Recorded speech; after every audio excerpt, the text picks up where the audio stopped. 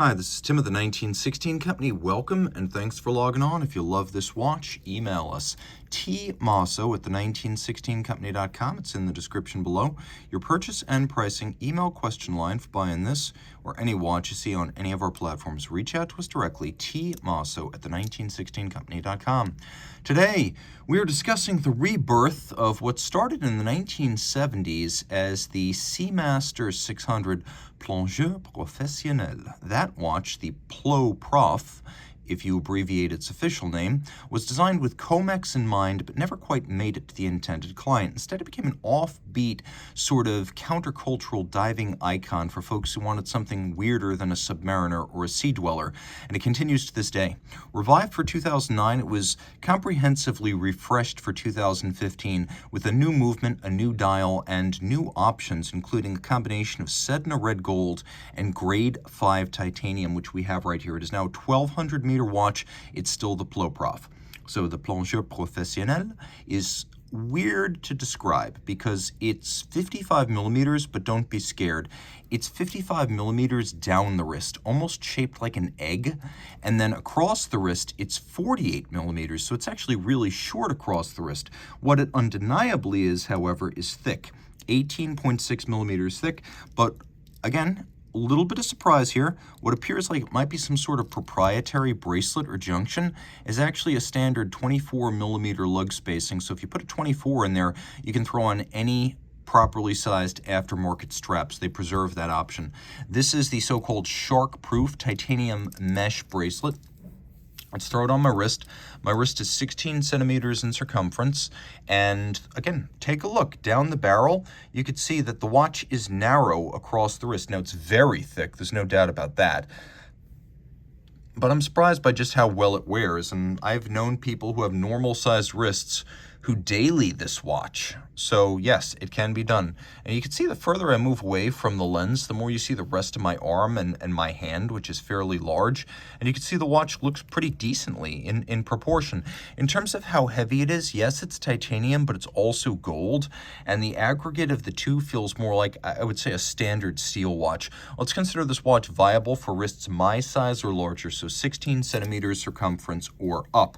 The bracelet's a nice piece. It's probably made by the same company that builds all the European market mesh bracelets, a German company called Staib. And you can see that there is basically a carpet of links. They make these huge sheets of these, and then they cut them for the individual clients, and then laterally finish to remove the burrs and the sharp marks from the cutting.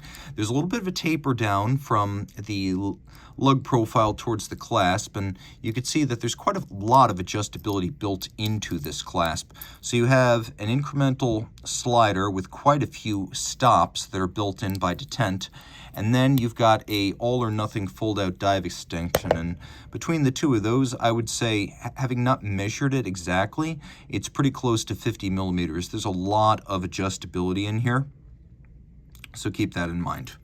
Now, in terms of the clasp itself, large with a twin trigger release, it features a robust closure, and again, twin triggers, so you have to press both of them before it will open. And it features the image of the hippocampus or the seahorse on the flank, and that's a long-time signature of Omega aquatic watches. Rolling back to the case, this has something the original Ploprof did not, which is a helium escape valve. Saturation divers are rare people, but if you are that person, you know that working for hours, days, or even weeks below the surface, you will need to do one big decompression when you rise. And just as the inert gases will leave your system, they will also leave the inside of the watch. Helium specifically needs to get out, and if it's not given an exit path, it'll blow out the seals and the sapphires on both sides. So the original Seamaster 600, the idea was that it would be so tightly sealed that helium couldn't get in. That's taken real chances. Although Seiko has done that in the modern era, Omega has decided that the helium valve still has a place on its watches. So that will release any helium that enters the watch during a saturation dive. Taking a quick look, it's got an unconventional bezel system. Now, the key thing with the dive watch is the bezel has to be locked in place by some means, so at the bare minimum, it cannot accidentally turn backwards and extend a dive. So the original Ploprof used this little plunger that releases the bezel to turn in either direction, whichever will more rapidly line up with the minute hand. And this watch also has that. That's continued into the modern era. Now you might be wondering, how many clicks is this? It is a 60-click bezel, and I'll demonstrate. 1, 2, 3, 4, 5. Just like that. 5 times 12, 60. But it's got a nice chunky action. So what it lacks in minute detents, it makes up for in sheer mechanical tactile feedback. It is a very chunky bezel. We have what's called Ceragold for the actual inlay, and so what's blue is ceramic and what's gold is gold, and the gold is co-molded and permanently bonded to the scratch-resistant ceramic, so it will never separate out. You can see that the knurling, which is really easy to grip with wet, sweaty, or gloved hands, there's a combination here of polish and media blast, and we have hallmarking outboard. This is combination of grade 5 titanium, which is great because it's lighter than steel, but it's also more scratch resistant than standard 316 and 904L steels. And then we've got this Sedna red gold, which is equivalent to Hublot's King Gold, Panerai's Oro Rosso, or Rolex's Everose, which is to say it's got a very high copper content to make it very red and intense. And then it's also got a lot of materials that are fairly inert, like palladium, that will prevent it from oxidizing and fading over time. The dial here is a blue lacquer. You can see this is the second generation Ploprof 1200 because it doesn't have a date disc. So we have rose gold hands, logo, and indices, plenty of lume. I'll show you the lume now. I think you're going to be impressed that the watch is fully luminescent and that the bezel is also fully luminescent, making it easy to mark not just the bezel index, but every individual minute. You can also see that Omega has made the bezel index and the minute hand green and the rest is blue. So this differential lume color makes it really easy to tell how long you've been submerged. That dive timer gets priority over the rest of the dial. Also note that the seconds hand is loomed, so you know even when diving deep that your dive timer is still working. Now, of course, I've got the ability to make adjustments here. I've also got the ability to adjust the hour hand independently without stopping the watch. Notice how it's still ticking? So this is a great travel companion because you can move the hour hand without offsetting your watch by even a single unintentional second. And then, of course, I can pull the crown out all the way, stop the seconds hand. That is the hacking function that allows me to set it precisely against a reference time.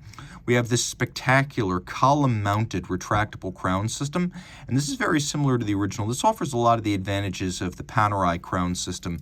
Namely, it offers more protection than a standard shouldered crown would. So the idea here being that even if it gets hit perpendicular, straight on, you still have protection. That's the idea there.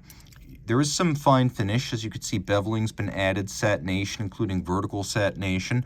So there's nuance here with the media blast, the polish, and the satination. Turning it all over, we've got a no-date version of caliber 8900, which in turn is the master chronometer version.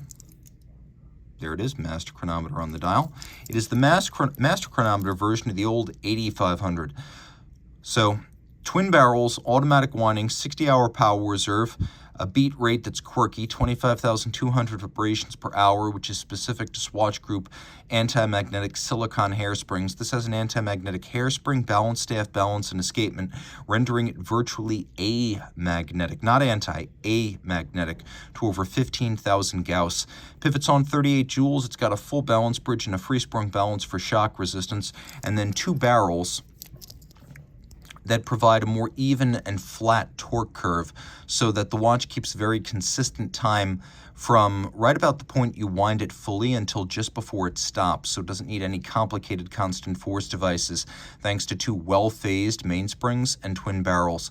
What else? Well, it's a coaxial escapement in the fashion of George Daniels, meaning tangential rather than a Swiss lever's sliding contact, so less friction, more accuracy, less maintenance, better power reserve. And again, 60 hours here, but the master chronometer certification going far beyond the COSC, as it includes 6-position testing of the fully assembled watch, not 5-position testing of the bare movement as with the COSC.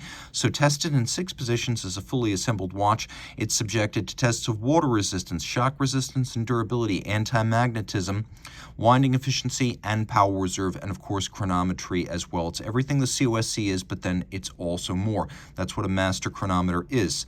And while Omega makes most of these, it's not some sort of fox guarding the henhouse internal standard like the Patek Philippe seal. Anyone can get get the master chronometer certification if they meet the standards. And it is an open standard, which is why we now see Tudor embracing it. So a very impressive technical feather in the cap of this watch. And if you love it, reach out to Team Mosso at the 1916company.com for purchase and pricing details.